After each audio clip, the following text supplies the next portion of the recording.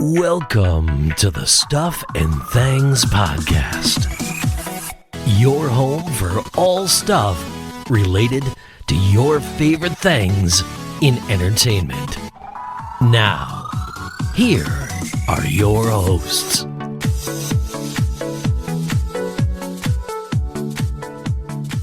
Hello everybody and welcome to a new episode of the Stuff and Things Podcast. I am Sam and today we're talking about all the news from San Diego Comic-Con 2022.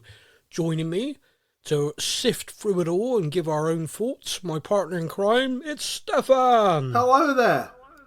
How are we doing? You doing alright, mate? I'm doing very well. I'm very excited about all this. Oh, good. Well, I'm pleased to hear that. And also joining us, focusing mostly on the Marvel side of things, it's Marvel Superfan, it's Kaylee. Hello. Oh, bringing the energy again with the hello. Back I by love it. popular demand. Popular demand is an understatement. I'm getting fed up, like every single message. Like, oh, isn't Kaylee a great addition? Like, go away. We even have actual contacts telling us that, oh, you should keep Kaylee around. What about us? We've been doing this for ages. Yeah. There's no keep that Steph around. He's a decent guy. Or, we're old news, mate. Old news. Yeah, everyone's always after the new. We're done. But speaking of old, this show started, as many people will know, as a podcast purely focused on The Walking Dead. It was started by me and a friend of mine called Alfie, and then Stefan took the baton and ran with it, and we expanded it to talk about every other show and film that we enjoy. And so we're going to start talking about the news about The Walking Dead that came out of Comic-Con San Diego. This would be me and you, Stefan. Yes, Katie's sir. going to be a passenger for this because she thinks it's crap. So very, very briefly, the big news is The Walking Dead Season 11 Part C. So this is the final ever season of the show. The final part of the show will debut very soon in October. The show then will be done. Everyone knew that. Season 11 was the final season. But the spin-offs keep coming. The Daryl spin-off, as it is now, no longer Daryl and Carol, it's the Daryl spin-off, will be happening next year. Yep. The Negan and Maggie spin-off in New York also will be happening next year. And the big news, my friend, is the Rick Grimes movie has been finally put to pasture. It will not happen.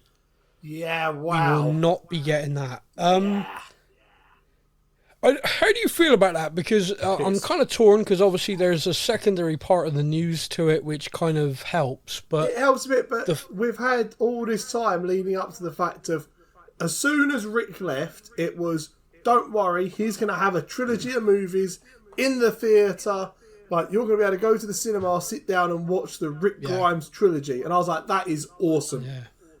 And then they made us watch The World Beyond. They did make us do that. And we watched that purely because, well, this is going to link to the Rick Grimes films. This is going to be amazing. Here we go. Let's watch this. And then we watched it and went, well, it's certainly not amazing, and it's certainly not linking to anything. No, it was steaming crap. And then season 2 came out. Yeah. I mean, basically, they stiffed us with that. They gave us a show which was 2-season arc with a load of teenagers. I've said it, you said it at the time when we were watching it. It is clearly a show not geared to us. It's all teenage angst. I still wonder if it was just them sitting there going, I reckon the fans are so invested we can make them watch anything. Look, give me 2 seasons, I'll prove it. I'd almost like to think that. I'd almost enjoy the fact that if they sat back and went, I reckon we could put any old crap on there, tell them it links to Rick Grimes and loads of people will watch it. But anyway, that show was supposed to give us loads of links, and literally it was only the final episode and an after credit that told us anything. Yep. So moving on from that, we did get a trailer for the Part C for The Walking Dead, which had a very interesting line in it. I've heard rumours of walkers that can now run, open doors, and climb fences. Yeah. And yeah, so there we go. It's going to tie quite nicely into Season 1, of course, where we did have walkers exhibiting that behaviour, so it is finally going to back sell the fact that they changed it. But anyway, the key announcement is that there will be a 6-part spin-off starring Rick Grimes and Michonne Grimes, the Rishone series, as it's being called by the fans.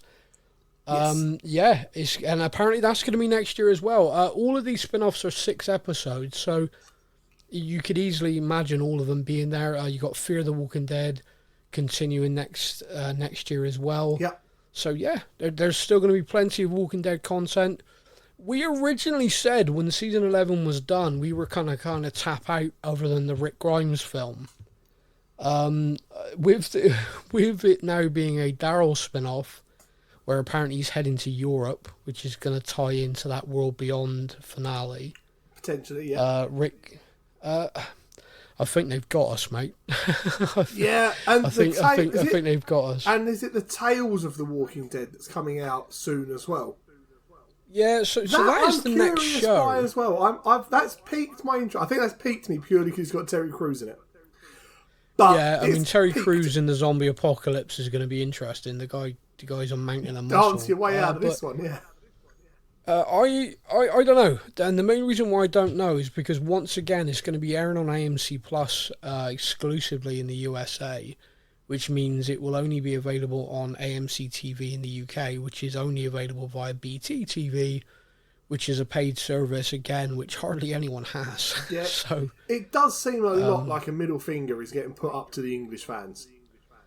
It's just a case look of at all this wonderful exclusive content that the majority of our fans across the world can't watch.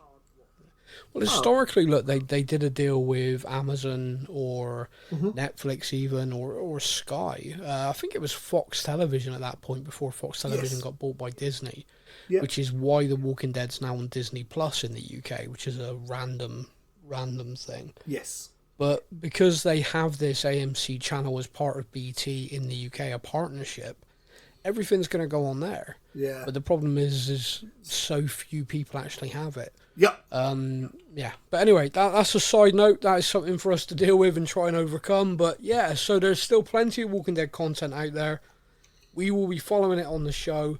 Our main focus will be the Rick Grimes 6 episodes. I'm very interested to see what they do with it, because of course originally the trilogy of movies was going to fill in the gap, if you like. Now if Michonne's with him, then are we going to know what happened in that gap of time? It was about 6 years, I think. Yeah, that's the thought. But now I'm wondering, is he going to appear in like the final episode of The Walking Dead as a side bit of Michonne finally reaching him?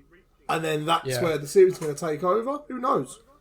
Yeah, who knows? We will find out. Oh, look, they've got us again to watch a show just to see if Rick's mentioned. Yeah. Clever sods. They are. It works. So there we go. So that is a line under The Walking Dead. And now Kaylee can perk up again and rejoin us. As we now move in. Yeah.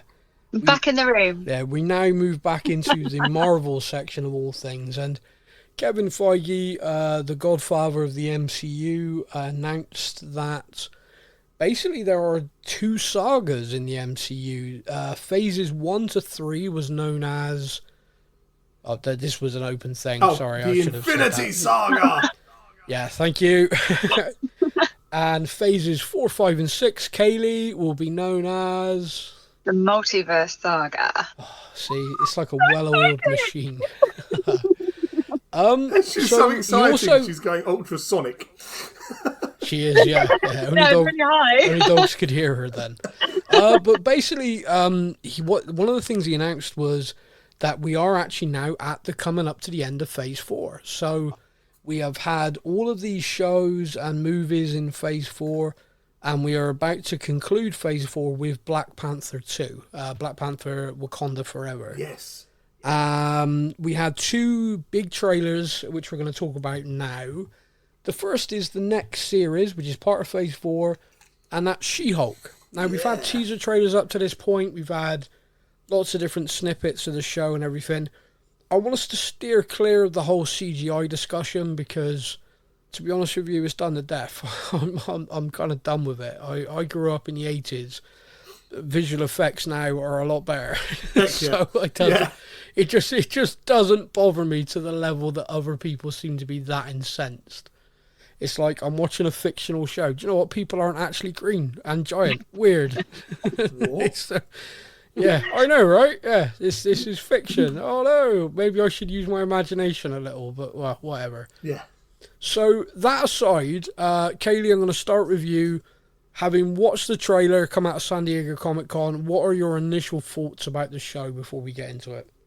Oh, I cannot wait. I cannot wait. This is a show for me. I'm going to love this. I just know it already. Good.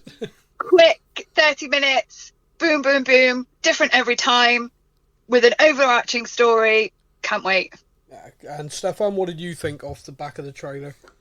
When Kaylee says 30 minutes, is that being announced? It's only going to be a 30-minute show? Or is that just... Yeah, they're basically 30-minute episodes, but I think there's more of them. There's 10. Yeah. There's 10. Oh, right, okay. No, I didn't know that. I just assumed it was following the normal scheme. Well played, Kaylee. This is why you're here, Kaylee. This is why you're here. Yeah. Yeah, no, I'm excited for it. There's a lot. I know I sent you guys, like, essays last night about this. There's a lot in it that is, like, getting my interest well going. Yeah. So go on and getting my interest well going. We have an innit? international audience. That's English. That's Proper English, isn't it? So go on, man. Break it down. Walk us through different parts. Let's discuss it. So the whole thing of this is that she is a superhero lawyer for superheroes. That would appear to be the advertising stick. Yes. So my mind instantly went to, well, two different things. One, what makes a superhero different from a hero? Okay. And secondly, how many of them are there out there? Because we get introduced to them via each show or each movie that Marvel puts out. Yeah. However, there wouldn't appear to be that many, in quotation, superheroes out there, let alone the superheroes that are getting in so much trouble that they're going to need a super lawyer. Well, I believe this is set in New York, Yeah. I think, roughly. We know, because they have confirmed it is canon, the shows that were Marvel Netflix, Jessica Jones, Luke Cage, Iron Fist, Daredevil, are all part of the MCU. Yes. So all of those characters who would technically be deemed as superheroes are also in New York. They are there. Add to that Ms. Marvel, who's in New Jersey, so just across the river. She's just appeared. Yeah. There are a high number, and it was always kind of a jokey thing when it was Stan Lee about the fact that he based so many characters in New York. Because, oh man, you would never get home insurance in that city ever. No, not at all. No, it'd be a nightmare. Yeah, but also, why isn't it the safest city in the world with that many heroes? But anyway, I digress. Also true. So, I mean, even Spider-Man is based in New York and is now back to being the friendly neighborhood Spider-Man, not an Avenger. Yep. So there is a lot happening there.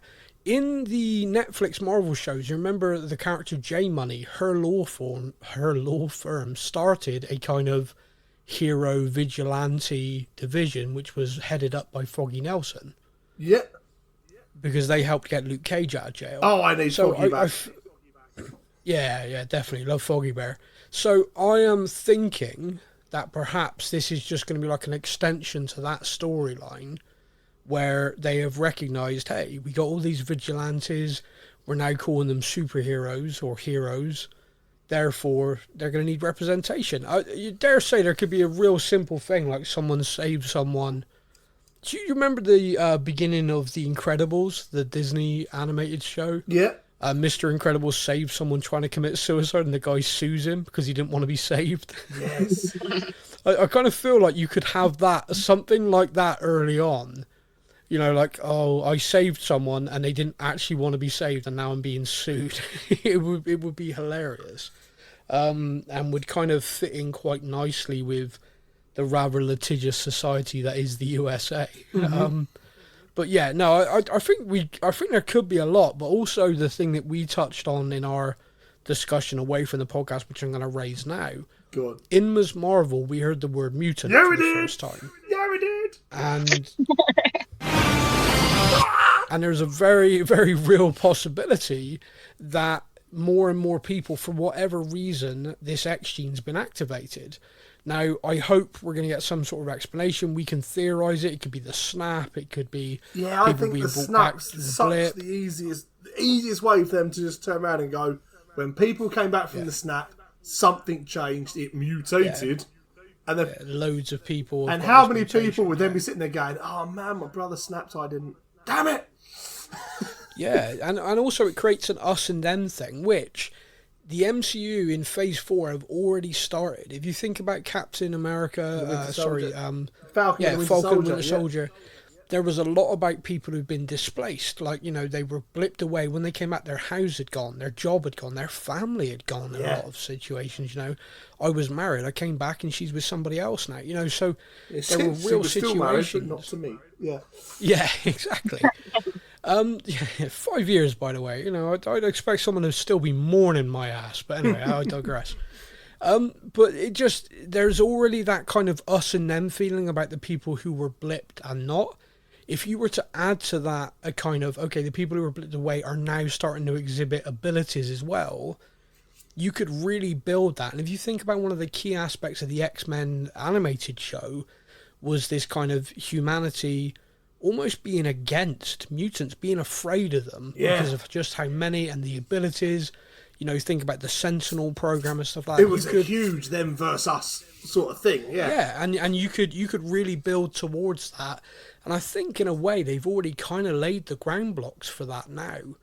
And She-Hulk could take that forward with, again, you know, trying to represent the super ability people and other people and how they react to that, how they feel about it. Yeah.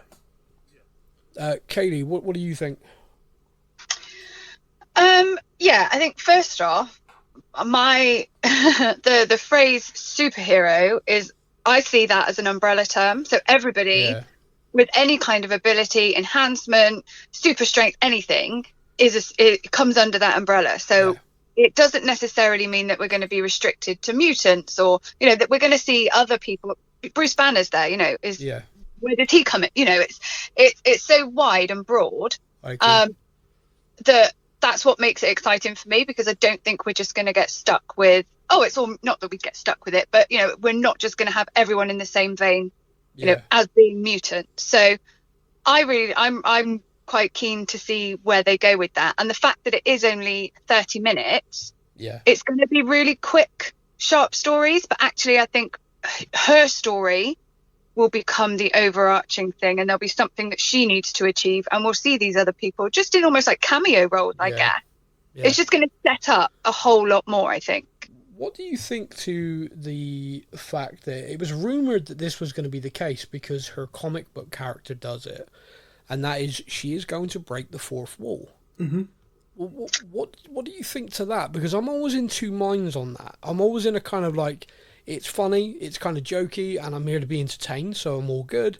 But part of the MCU thing has been, it's kind of like, this is unreal situations, but they tried to ground it. Like, this is how these people could actually be in the real world. So when they're breaking the fourth wall, I'm not sure. What did you think? I really like it, and I think it's a good thing if it's done well, and if it's done in such a way that it doesn't become boring. You know, if they all started doing it, you know, we'd just get sick of it. But if it's done well and it's comedic, and again, I think this one could be quite light. And I really like that. I mean, the example of it in the trailer was funny, without a shadow of a doubt. And Mark Ruffalo's got fantastic comedic timing. I mean, he's funny, and he knows that character now so well. You know, you can see. I mean, the opening part of the trailer is him firing an air horn off in her face to like check her transformation. I mean, it was just, that is such a banner thing to do. Stefan, put it to you about the fourth wall breaks. What do you think? I've liked them since when the Deadpool movies came out.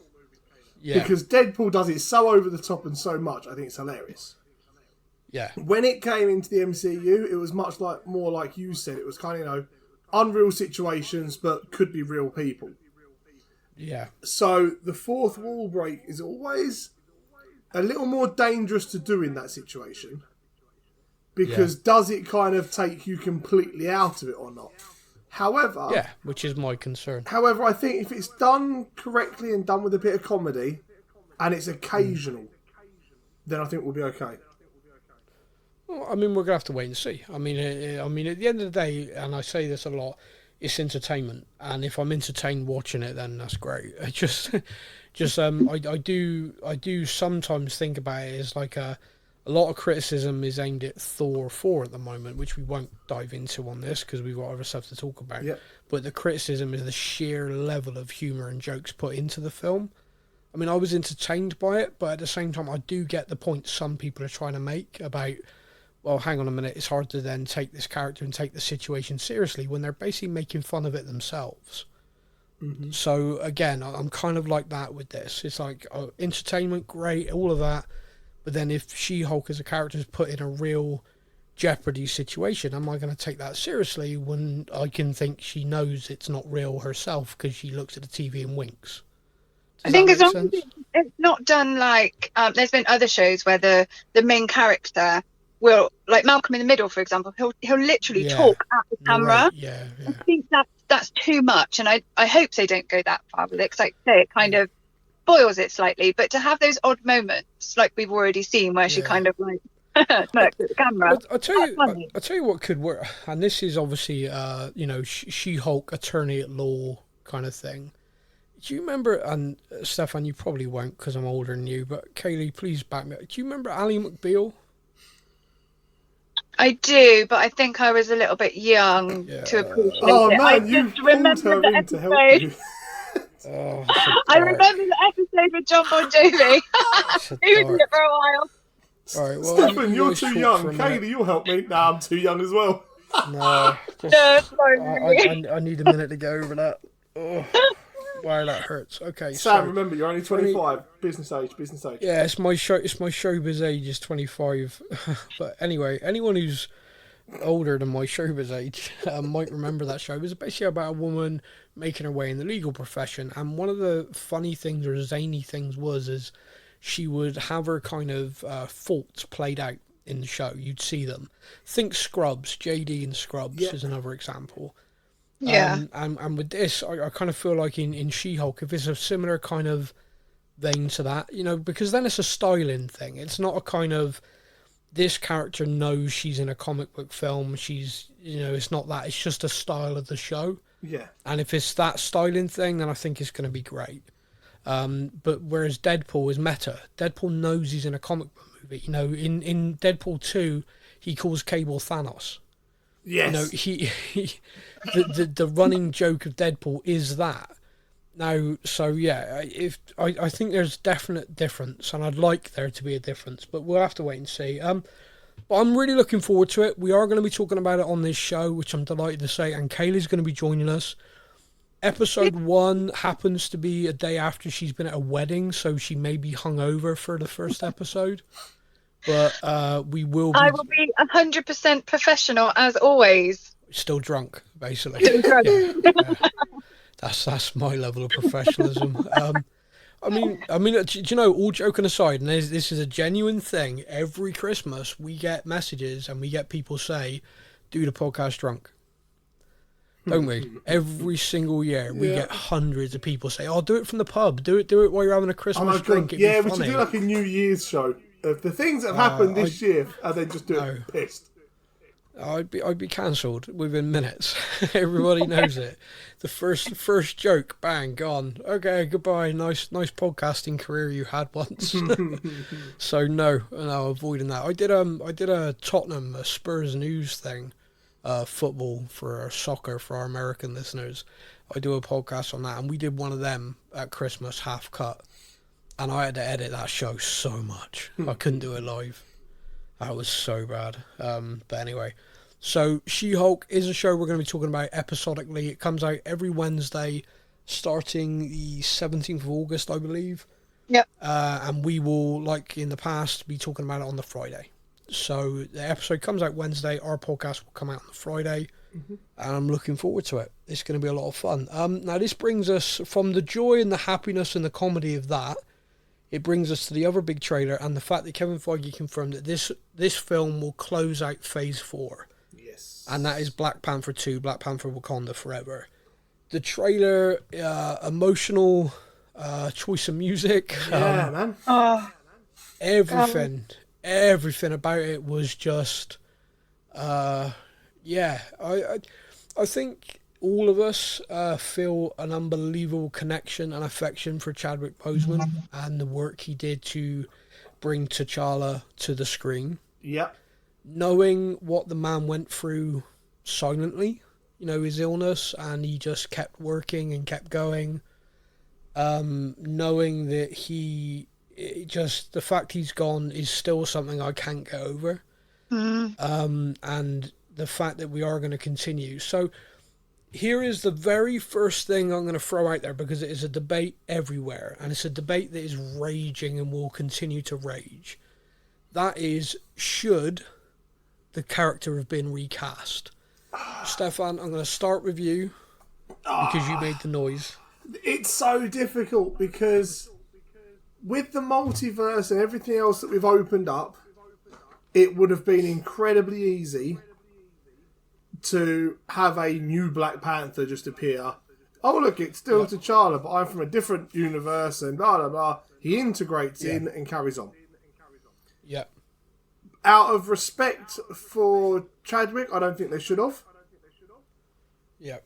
Purely because of how incredible he was, just as a human being, let alone just in this film, but just as a human being. The guy was amazing, and out of respect for him, it shouldn't have been recast. So I'm glad they haven't just gone straight down the, like they did in Iron Man with Rhodes, just change the character sort of thing. And, very glad they haven't done that. At the same time, it's going to be very interesting to see how this movie goes forward, because he was Black Panther. So there's going to have, as we see in the trailer, it looks like there is at the end of the trailer a new Black Panther. Yeah. Very interesting to see who, how, and everything else. Kaylee, what do you think on the whole recast debate? No. Okay, simple. Okay. No. No. Absolutely fucking not. No. Just no. Just no. I think if they had have recast him, I would have rioted. Oh, well, one woman riot in Bristol. Absolutely. So, yeah, she is from Bristol, by the way. We do share a similar accent when she's not recording a podcast and sounding like the Queen, just so everyone's aware. My telephone voice, by the way, yes. Yeah, hello, everybody. This is how professional Kaylee, this is how I talk. Man, can you imagine what this podcast would be like if all three of us used our professional voices? No, I gave up on mine years ago. I did genuinely have a very, very professional voice, and I completely gave up on it when I reached a kind of level of management in companies. I thought, sod it. People have to deal with it. If you can't understand me, good luck. See, you started the podcast the same way. Yeah, thanks, man. I do, actually, yeah. When I do the introduction, and then it just gradually descends into anarchy. Broad pirate. I have a kind of my way of thinking with this, with recasting, and I think the film Black Panther 2 Wakanda Forever 100% should not have been recast, and 100% should be a tribute to Chadwick Boseman via being a tribute to T'Challa. Yep. That's my humble opinion, and I think that's what they're doing, and I'm delighted with that. Yeah.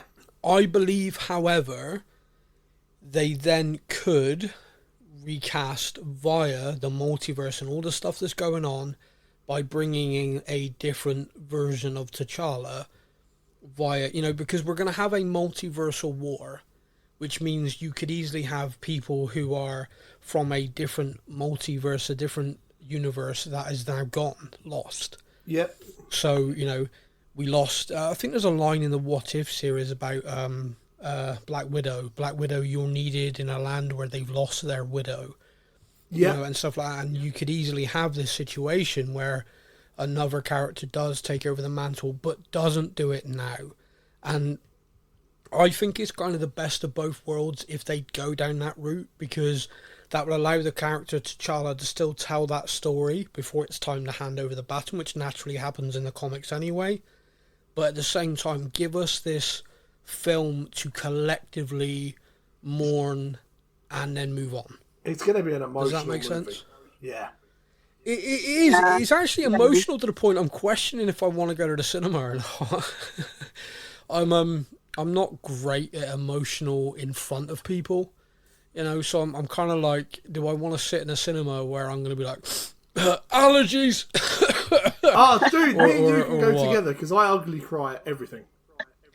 You do ugly cry at everything, but normally just when I say hello. Yeah, I don't know. It's like it's the story you told me about when Iron Man dies in Endgame. Oh, mate, and you lost it. I was a mess. Yeah, see, I couldn't do that. I'd sit there stoically and then go to pieces as soon as I was away from people. I remember that's just me. Yeah, Star Wars, Han Solo dying in Star Wars. I had some tears, but they were like silent tears. Iron Man died, ugly cried. Spider-Man No Way Home. I cried at Spider-Man No Way Home about 3 different times. So yeah, there's no filter. Really? No filter. Yeah. Did you? What, Aunt May dying? Aunt May died. Oh, I cried at that one. That was like an ugly cry. But not Iron Man ugly cry. That was just ugly. That was like Iron Man dying was full on like wow. Yeah. I'm pretty sure my stepdad and his mate actually moved along the aisle. And not with him. Fair. Nope. Yeah, nope, not at all. So the trailer, there's so much in it. There is so much there. So we've discussed that around the recast, and everyone knows that they've not. So what is the next question then? Which is, there is going to be a Black Panther in this movie, someone wearing the suit, taking on the mantle. Who do you think it's going to be? Kaylee, I'll start with you this time. I think it's going to be Shuri. You do? Interesting. What makes you think it's going to be Shuri? I know there is a comic book arc where she does assume the mantle. Do you think it because of that, or do you think it just because you think it's the natural thing they could do in the film? I think it's there's a couple of reasons. So I think it's the most natural thing that they could do to stay kind of true to the comics, but also it's an opportunity for Marvel to have another amazing, awesome, wicked female main lead, and what other way to do it? What's the other best way that they could do it other than this? It just feels right to me. I don't know, there's something quite deep and profound in what I'm trying to say, but I can't get the words out. Do you think that it would... I know because of the situation, it's kind of forcing their hand to do it, but in the first film, for example, Shuri being the genius, being the brains behind basically the whole of Wakanda, I thought, and again, it's a male perspective, so I could be wrong, I kind of thought that was powerful in itself.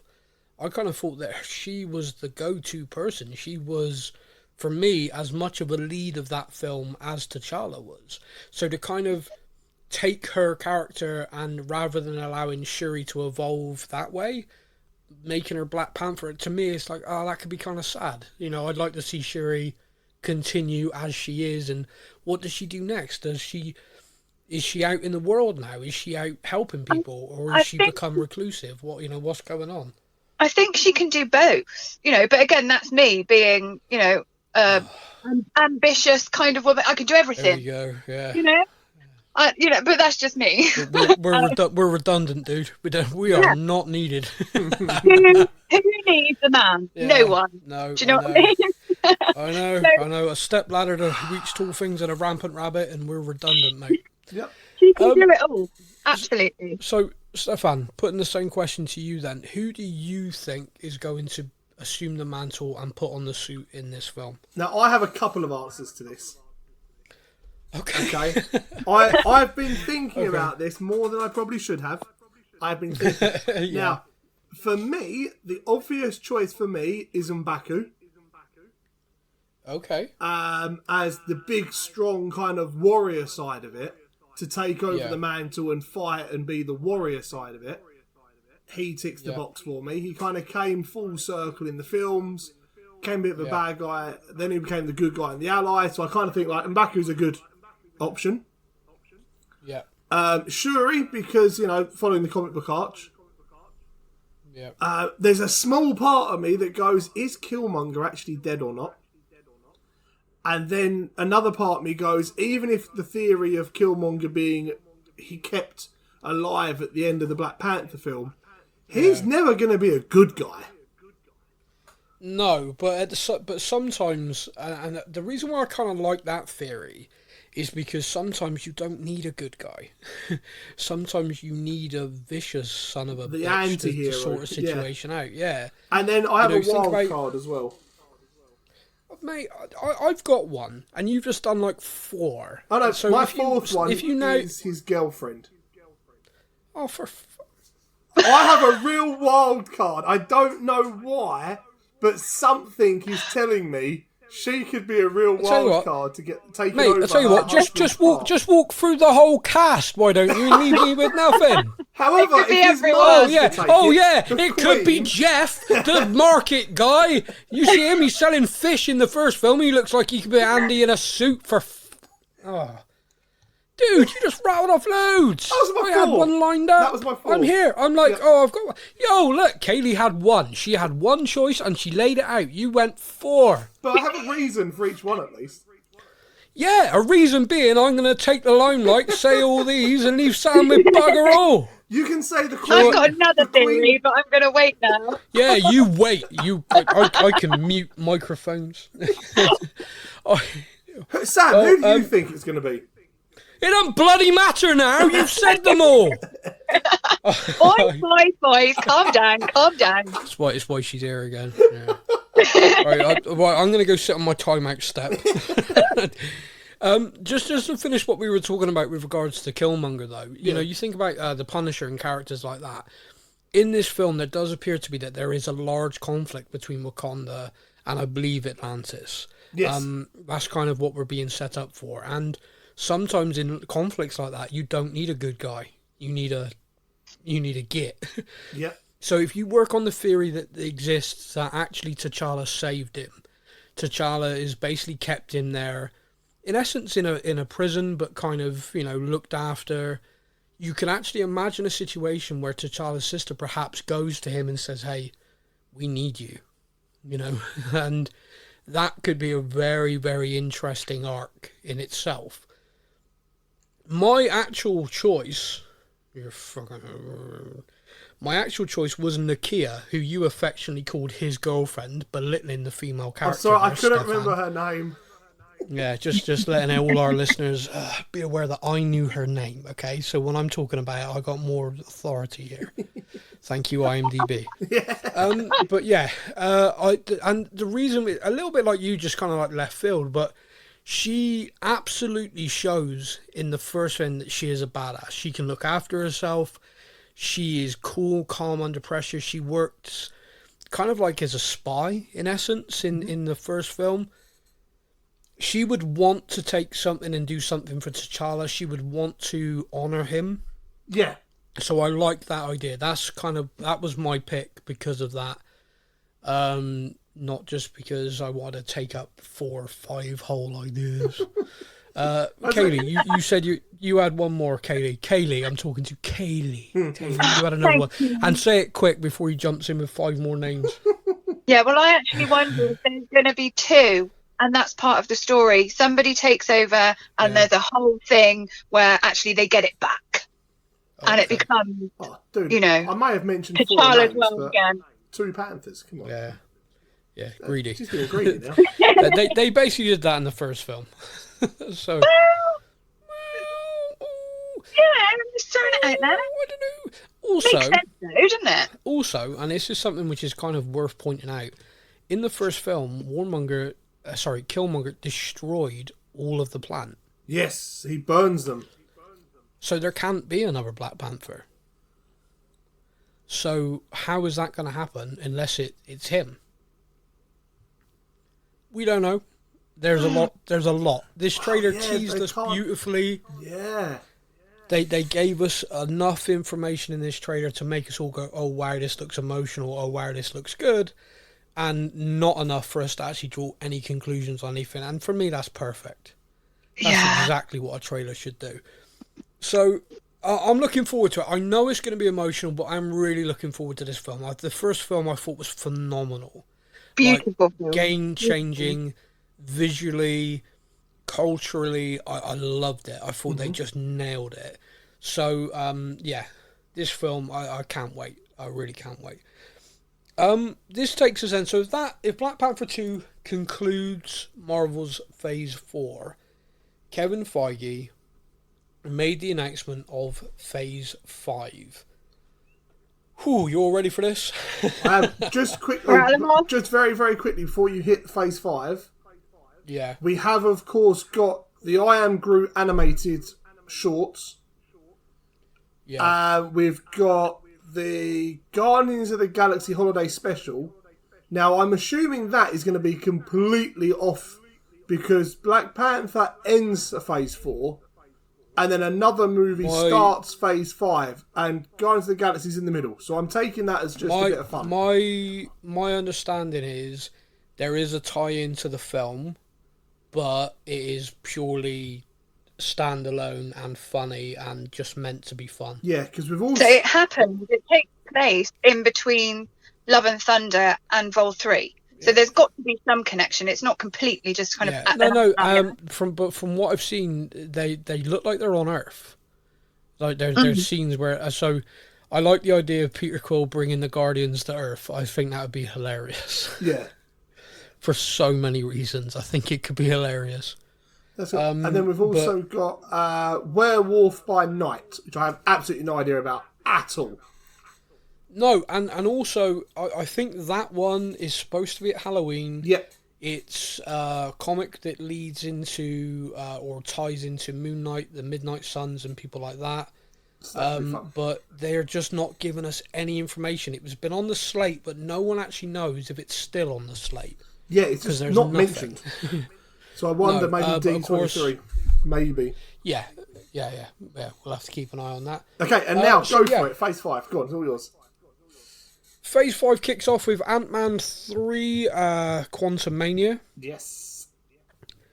We then have the Secret Invasion Disney Plus show. Which is meant to be the darkest thing they've ever put out or something, someone was saying. Like, there's a lot of talk about that. I'm really excited for that one. Guardians of the Galaxy Volume 3, the Echo TV show, Loki Season 2, The Marvels, which is Captain Marvel 2. Mm-hmm. We will also have Blade, or The Blade, as it's being known. Mm-hmm.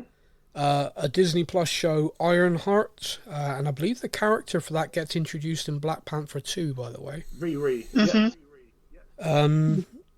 Agatha has her own spin-off show from WandaVision, and they've changed the name. It's now The Coven of Chaos. Yeah. We now have Daredevil Born Again, which is the continuation of the Matt Murdock series, starring Charlie Cox. Mm-hmm. Cannot wait. Captain America New World Order is the final, one of the final films towards the phase, but the final film in the phase, which will be July 2024, is titled Thunderbolts. Yes. Okay, so Phase 5. Let's just walk through very quickly. The films that are announced are obviously Ant-Man, Guardians of the Galaxy, Captain Marvel, Blade, Captain America, and then Thunderbolts. Yep. The Disney Plus series, A Secret Invasion, Echo, Loki Season 2, Ironheart, Agatha, Coven of Chaos, Daredevil. And you've also got X-Men 97 and What If at some point, but not... Yeah, to be honest with you, I was leaving the animated stuff simply because I have not got enough time. But there is a lot of animated content as well. If you are a big fan of the animated Marvel shows, check our Facebook page, facebook.com/stuffandthangspodcast. Everything's on there. Mm-hmm. We detailed the whole lot. Just look back over the posts. You'll find everything, plus the air dates if they're available. Yep. So the Ant-Man Quantumania, there is a trailer that was shown at Comic-Con but has not been made available yet. How many of you have seen it anyway? Which one's this for? Sorry? This is Ant-Man Quantumania. No, I haven't seen it yet. No. Okay, well, you're both very well behaved. I'm very proud of you. You've seen it, haven't you? Yep. Yeah, I have. I got sent a link. I clicked on the link. Yeah. I think that film is going to be very interesting. There's one thing about it from the trailer which has made me a little bit sad, but at the same time, character-wise, I can completely believe it. And that is Scott Lang has become an asshole. Oh, he becomes like a proper attention whore fame person, doesn't he? Yeah. Yeah, so it would appear, Kaylee, I'm going to break this to you gently, it would appear that Scott Lang has, we all know has a podcast, because of course it's referenced in Ms. Marvel, but he's also written a book basically titled How I Saved the World. He constantly is talking about saving the world, how he's an Avenger, and unfortunately his family, his friends are all kind of done with him because of it. He's just like, he's too much. He's become very famous, and there's a fantastic bit in the trailer where he goes face to face with Kang the Conqueror, and he basically tells Kang that he's made a mistake because he's an Avenger, and Kang gives him this look of like, have I killed you before? And you just see his face is like, what? And he goes, oh, you're an Avenger. Well, I'm a Conqueror. The guy playing Kang the Conqueror, by the way, who is going to appear in several iterations, it would seem, is amazing. Yeah. That guy has that nailed. He has that speak slowly, calmly, chilling as hell nailed. Perfect. See, I was nervous from the Loki show where we see the He Who Remains. And I watched that character and I thought that character is fantastic. But I looked at the actor and the way he was acting, I was like, how is he going to be like this massive world conqueror? And I've not seen the trailer, but I've seen a lot of things on social media about the trailer. And everyone is saying the same thing, like he has got this nailed. Yeah, he really... You know, like, I always used to say this years ago when I was a more rambunctious young man and I worked as a doorman very briefly.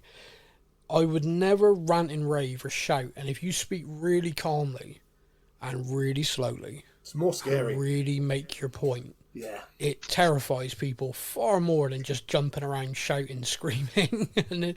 and it's true. And the way he's got that in that character, I think when the trailer is finally released, I think people will see it, hear it, and think, "Oh wow, that's this guy is serious," and it's going to be a lot. It's going to be a lot, I think. But the idea is that we've had a lot of new introductions in Phase 4, and kind of a lot of the groundwork, multiverse, etc., has been set up in a lot of ways. Yep. I think Phase 5 is when it's going to get dialed up to 11. Yeah. With that going on in Quantumania, the very next project that comes up is Secret Invasion.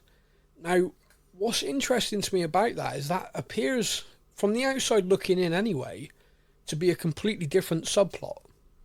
Like, you know, you've got this massive multiversal war going on, and then you got Nick Fury trying to deal with a pretty serious situation himself. Yeah. For anyone who's not aware, the Secret Invasion storyline is basically a group of Skrulls who are shapeshifters have infiltrated Earth, and they have done everything, ironically, what the Kree said they'd do, and that's infiltrate, take over, create problems. People, yeah, and so Talos, I think it's Talos, who is Nick Fury's friend, basically, since they met in Captain Marvel. Him and Nick Fury go about trying to uncover and, you know, bring this down, in essence. Mm-hmm. Like you said, the reports are this is going to be like a spy thriller. Yeah. This is going to be intense, dark, now, very cutthroat. What I'm loving the idea is I've heard a couple of people on social media, TikToks, Twitters, that sort of thing, who were at Comic-Con, and they've spoken about the trailer and stuff, and they've said the whole way, even in the trailer itself, for Secret Invasion that they've shown, you're watching that trailer, and the whole time you're second-guessing yourself, because is he actually talking to him, or is he not talking to, because Is it a scroll? Is it not a scroll? And it's like, it looks like it's going to be purposely like that the whole way through the show. Is going to be a case of, well, wait, is he actually talking to the real one? Is he the real one or not? Yeah. And that's going to be insane. I'm so excited for that. Yeah, I mean, it's going to be, it's going to mess with your head, definitely. Oh, yeah. Kaylee, have you seen much around the Secret Invasion story? Not a huge amount, but I really like the thriller stuff, and I think this is going to be something a little bit different. And I think I agree. Yeah, will just keep me interested. The other part of it, which I think is worth noting, is they are moving away from everything being rated age 12. So if you're doing UK equivalency, Secret Invasion will be rated 15. Cool. So there is obviously going to be a step up in that. Yeah. Guardians of the Galaxy Volume 3, there were snippets shown for that as well. That's everywhere. If you want to find it online, you'll find it. Adam Warlock, the actor who plays Adam Warlock, has got himself looking buff. He just, Jesus. So yeah, that the whole basic premise again of that film is a little bit eluding to me at the moment, but it is the conclusion, and based on the fact that most of the cast were crying their eyes out in the panel, I'm so worried. I think it's going to be emotional. Yeah, I'm so worried about this. Yeah, that is a worry. The next Disney Plus series is going to be Echo, which of course is the spin-off series from Hawkeye. Now, what's interesting about this is it's going to be following the character of Echo after she is shot Fisk in the face, but Fisk survives, and he is basically hunting her because of that. Ooh. So that is the whole premise laid out so far. Obviously, there'll be more to it than that, but that is where we're at. Now, Loki Season 2. Yes. When you think about where we are with this, the variants and everything like that, something tells me that Loki Season 2 is going to be massive in terms of storytelling for Phase 5. Doesn't the end of Season 1, he's in the same building, but actually it's a big statue of Kang there instead, isn't it? Yeah. So that's got to be heavily linked. Yeah, it's got to be. I mean, they're filming it right now. Katie, what did you think of Loki Season 1? I have the same answer for everything. I really enjoyed it. Yeah, good. Well, no, that's the idea. Well, yeah, no, it was really good. And see, I think, like you say, Season 2 is, I think is going to be really heavily linked to what else comes out. And the Kang references, that's something that I've kind of hung my hat on for a while. So, yeah, I think it's. I mean, when you look at the context of what's being set up, you can only imagine that that's going to be huge. Yeah, I'm just annoyed. I've got to wait a whole year to watch it. Well, yes. Oh, I'm seeing it now. that is the way it works. Releasing in July of 2023 next year is also The Marvels, which is the continuation of Captain Marvel and the Ms. Marvel story from the series. For me, that's such a long break. That is, like, considering the end of what happened in Ms. Marvel, the show, and the fact that the show ended. It's basically a year. Yeah, it's like an entire year between that end credit scene and the film. I'm like, oh, come on. Patience. Release the film sooner or release the series later. Don't leave this entire gap. Oh. Yeah. The Blade movie right now, still no information. So not really going to touch on that. I think it's just kind of, it's there, and I'm really interested to see when we're going to start seeing the build up to that, because the Eternals after credit is like literally heard his voice and that's it. There's been nothing else. That's got to be a 15 to an 18, surely. I'd imagine it would have to be, if you're going to really do that world justice, that comic book kind of avenue justice, I think it needs to be. I mean, Moon Knight was up a level. Yeah. And I think you need to ratchet it up one more level, personally. Jump scares. I wonder if the Werewolf by Night thing that we mentioned. I think so.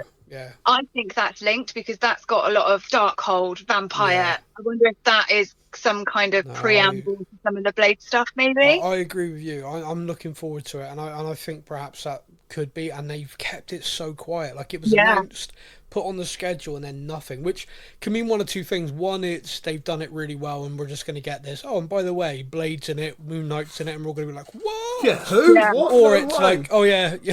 Or it's like, yeah, we scrapped that.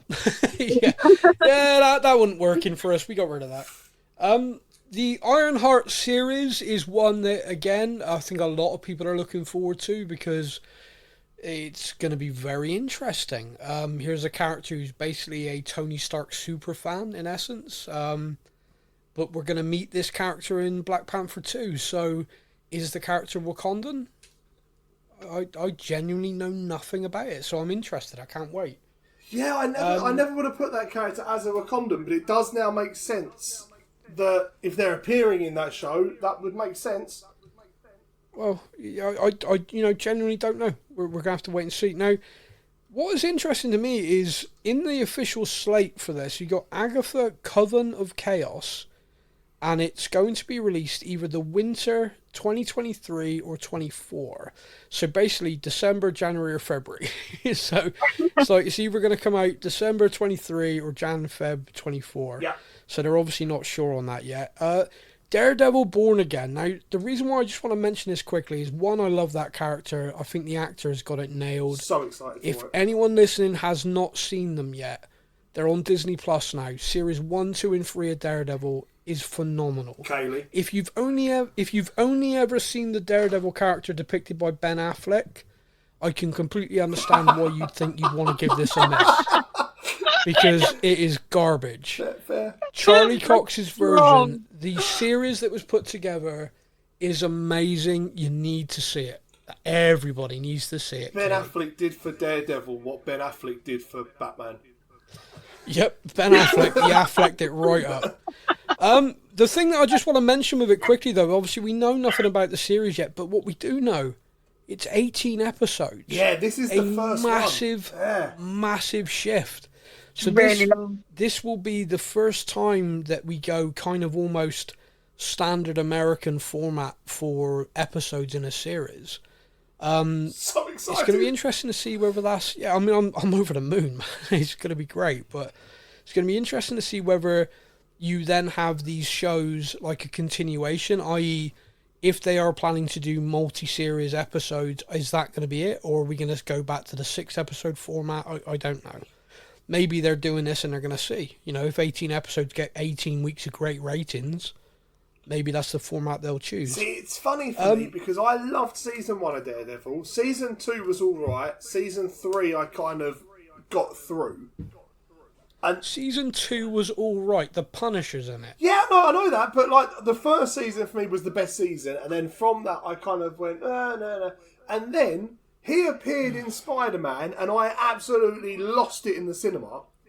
And now they're bringing out like he's a new show, his own show's coming back, and again I am freaking out. And all of a sudden I'm like, I really enjoyed those shows a lot more than I realised I did. Like, I'm excited to go back and watch all 3 seasons again, and I'm like, wow, I didn't think that would happen, but I'm well excited to watch them all again. People should definitely watch those shows, Kaylee. Captain America New World Order is going to be May 3rd, 2024. Sam Wilson. Yeah, I just want to touch on this very, very quickly because I feel like I have the microphone and I should mention it. I cannot get over how many articles I've seen from various geek websites that are basically saying Captain America 4, how Steve Rogers could return. Oh. How Steve Rogers will be back. How Chris Evans will return. Will he return for No. He's not Captain America anymore. He handed over the shield. And even he Chris himself Evans, in interviews is saying, I am not Captain America. He did an amazing job with the character. He helped set up the MCU. He handed over the shield. He's gone off. He's happy. Will he come back, do some cameos and some fun stuff where he's probably playing Hydra Cap or something? Probably, because it'd be fun for him. Like, he's actually signed a contract, isn't he, for cameos? But he's not. Yeah, he's not Captain America. And the idea that all of a sudden people have got this massive issue with him not being Captain America. We're not stupid. We know why it is. Just like you can't put a post up without people saying, "Oh, and who's playing Captain America now?" No, it's not like it's a big change. Not like it's changing every week. It's been handed over to Sam. Sam is no longer Falcon. He is Captain America. Yeah. People need to friggin' deal with it. Move on. What is interesting to me, he will. There's Falcon and the Winter Soldier series where he basically becomes Cap in that. In that series, it really fleshes out him struggling with it and accepting it and taking it forward. But there's a line with an older guy who was given the super soldier serum who says they will never let a black man be Captain America. And as I look at the media reaction in the real world, I'm kind of like, wow, that line hits true. Oh, yeah. But anyway, I've said my piece, I'll move on. The final film slated then for Phase 5, coming out in July 2024, is Thunderbolts. Yes. Which it's been rumoured for a while, but it's kind of sad because, of course, the main guy is passed away. So again, what are they going to do there? Yep. General Ross. Is it General? I think it's Commander or General Colonel Ross. I don't know. Colonel, I think. But the actor, But the actor who played him has now sadly passed away. So gonna have to wait and see what they do with that. But that is Phase 5. Phase 6. What they have announced so far is the Fantastic Four will be coming November 2024, and they've announced 2 Avengers movies. And interestingly, they are not that far apart. Avengers The Kang Dynasty will be May 2025, and Avengers Secret Wars November 2025. Very close together, yeah. So I'm guessing they're going to be filming those pretty much back to back. Yeah, it must be. Yeah. Yeah. Which is great. Which is great from our point of view, because I remember after watching Infinity War, I'd be like, okay, give me Endgame. Yeah. How long? Sorry. and you're going to be done with that in two years. So yeah, the idea that we're going to get a kind of climactic couple of films smashed together. So a quick question for you then. Obviously at the Disney event in Anaheim, I think they're going to tell us a lot more about what's going to come in Phase 6. I think they're saving their announcement bundle for that. Yep. Kaylee, a question for you. I think it's worth asking. Do you want to see the MCU keep rolling, or would you be happy with them drawing a line after Phase 6 and the multiverse saga? I think it's a nice way to just bundle them together. If we went 7, 8, 9 and it was something else entirely from the multiverse and Infinity, I'm happy with that. Okay. Stefan, what about you? Give me the question again. I listened to Katie's answer. I heard Katie's answer and the question left me. Hit me with the question again. Okay. Do you believe that, or what do you think, after the end of Phase 6? Yep. So you've had the end of the multiverse saga. Would you like the MCU to wrap, or would you be happy with it just rolling on? See, now for me, as we know, Epic Marvel Geek, I just want the content injected into my veins constantly. But it's going to depend on how they do it. I know, there's been some shows that I've watched and I've loved, and they've just kind of gone too far, and it's carried on going, and you're kind of like, you're just milking it now.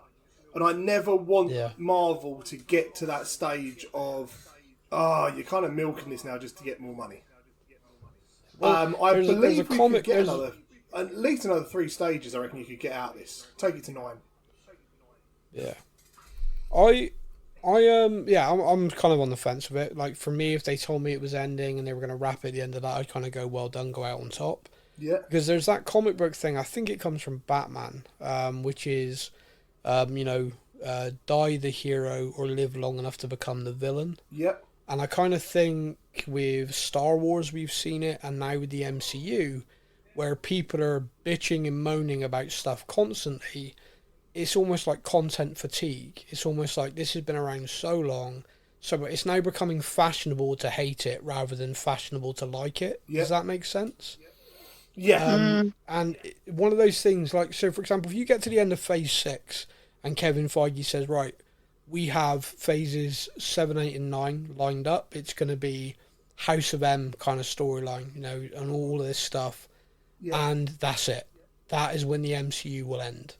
I feel like everyone would be like, oh my God, no. And I think everyone would come together to love it until the very end of it. I think if you have a kind of, this is just going to keep rolling. we're never going to stop. You could easily have the worm turn and it just not be cool to like Marvel stuff anymore. Yeah, like, well, those people can just bug off. Yeah, even if it was a case said. of like the movies stopped but they carried on with TV shows, I think even that would still work. Well, I mean, we just gotta wait and see. I mean, there's so much content there. It is easy to imagine a situation where you're going to get that kind of fatigue. But, yeah, like I said, we're going to have to wait and see. The only other thing I had to talk about is the fact that Armor Wars is missing. This was a show announced a long time ago. It was literally going to be an Iron Man spin-off starring Brody, Rhodes, the War Machine. Yeah. And it's vanished. It's just not there anywhere. Now, of course, like we keep saying, the D23 event's coming up in Anaheim. It's going to be interesting to see what they announce there. I wonder if that's part of it. We'll have to wait and see. But it did kind of stick out to me that it just seemed to have vanished. Yeah. But yeah, were there any other bits, Stefan? Any other bits and pieces you wanted to discuss? I don't think so. I'm just excited for D23 to see what more is mentioned. And Kaylee, anything else? Probably, but no, not for now. It just really quickly in, I don't know, the title only. What one are you most excited for? Oh wow, that's right now, and I know it's coming up really soon. Is Black Panther 2? There's just, it's like a film that I need to see, so I'm most excited for that. If I was going to pick something from the phase that's been announced later on, Daredevil, because that character is phenomenal. Stefan, what about you? Honestly, the one I'm looking forward to the most is actually Avengers Secret War. I want to see, purely on the whole thing of how they're going to wrap up the multiverse saga. How are they going to wrap it with Secret Wars? That's like... Yeah, it's got to surely be an Endgame style event, so I'm excited for that. Yeah, it will be. More up and coming, more recent stuff. Obviously, Black Panther up next, but Guardians of the Galaxy, because they have a real. I love the Guardians of the Galaxy. Yeah, good. Kaylee, what about you? Definitely Guardians, because I think that will be brilliant seeing how they kind of wrap all of that up, and just one that I'm not hugely familiar with other than the pre-existing films is Blade, because I know it's going to be horrific. Yeah, I'm looking forward to that. Me too. Okay, so that's it. That is our San Diego Comic-Con 2022 kind of roundup. We touched on The Walking Dead at the beginning, focused mostly on the Marvel announcements because that was the vast majority of the stuff that came out of Comic-Con this year. I want to say a massive thank you to everybody for listening. Continue to message in. You can contact us via all of the social medias. We're on Instagram, Facebook, TikTok, Twitter. Well, some of us are on Twitter. Others are in Twitter jail at the moment. I still don't know what I did. Literally don't know what I did. I created a new account just to put podcast stuff on it. It is S&TP Steph for the Stuff and Things podcast. Steph, I created a new one just to put content on there. I lasted 3 days and Twitter jail. No idea. No idea what I did wrong. Yeah, well, at least you're not insulting female comedians. Exactly. Personal account only. Yep. Yeah. But anyway, we will be back very, very soon. On this show, you can hear us discuss the Umbrella Academy Season 3. That'll be me and Stefan discussing that. Mm-hmm. That'll be later this week. You can also hear us discuss Thor Love and Thunder. That'll be out very, very soon on this show. Yeah. If you've seen that movie, be sure to listen to that. Finally, and coming up, obviously, we mentioned She-Hulk series. That is going to be episodic, an episode every week, every Friday, Show comes out Wednesday. We'll be here on a Friday, and Kaylee will be joining us, which will delight many listeners as they keep messaging in and telling us. But Stefan, say goodbye to the lovely people. Goodbye, lovely people, and not lovely people. And Kaylee, say goodbye to everyone. Bye. That's it. You all take care. Thank you for listening to the Stuff and Things podcast. We hope you enjoyed the show. You can find us on Facebook or online. Simply search the Stuff and Things podcast to join in our conversation every week.